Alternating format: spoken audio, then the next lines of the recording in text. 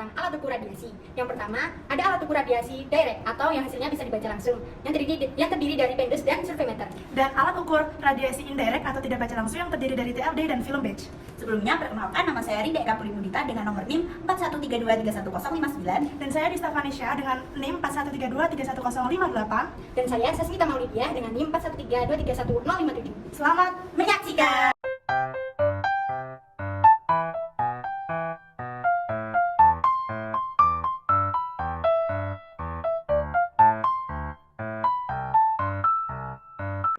Thermoluminescent dosimeter atau TLD adalah dosimeter personal yang digunakan untuk mengukur dosis radiasi pada sinar gamma, sinar X, beta, dan neutron. Prinsip kerja TLD didasarkan pada eksitasi elektron oleh radiasi fermion dan diikuti oleh proses terperangkap, kemudian terjadi pelepasan elektron yang terperangkap dengan pemanasan menyebabkan cahaya terpancar.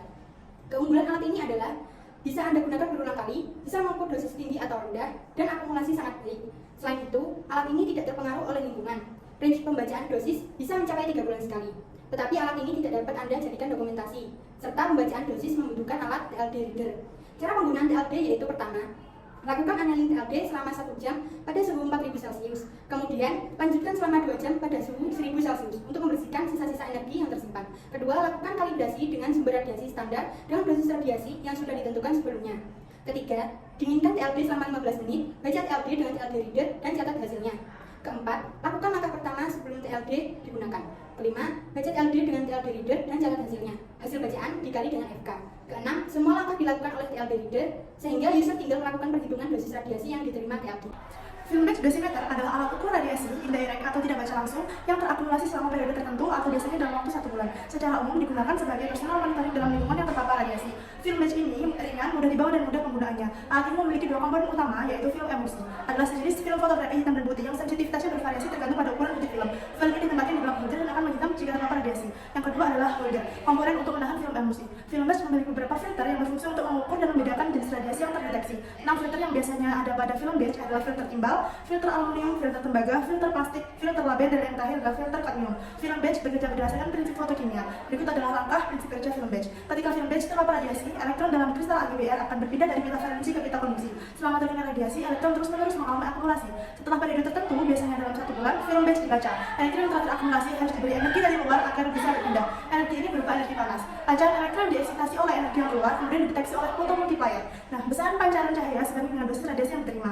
Agar tidak terdapat penyimpangan antara penyiaran dan bacaan film, maka batas kemampuan terendah untuk mendeteksi radiasi dosis adalah membuat pengukuran kurang akurat, terutama di bawah 0,1 milisievert. Nah, kesalahan bacaan terkait dengan energi radiasi, kesalahan dapat mencapai 10-20% jika film tidak digunakan dalam batas jangkauan energi yang ditentukan.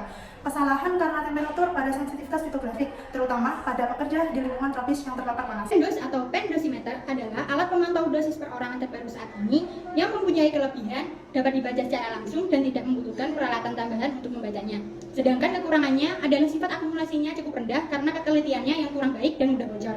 Pendus terdiri dari eyepiece lens, scale, optical system, objective lens, quartz fiber, ionization chamber, insulator, dan below seal switch. Prinsip kerjanya menggunakan ionisasi gas ketika radiasi menyentuh ion negatif dan ion positif. Akan timbul beda tegangan. Jarum akan bergerak sehingga dapat terbaca oleh sistem digital.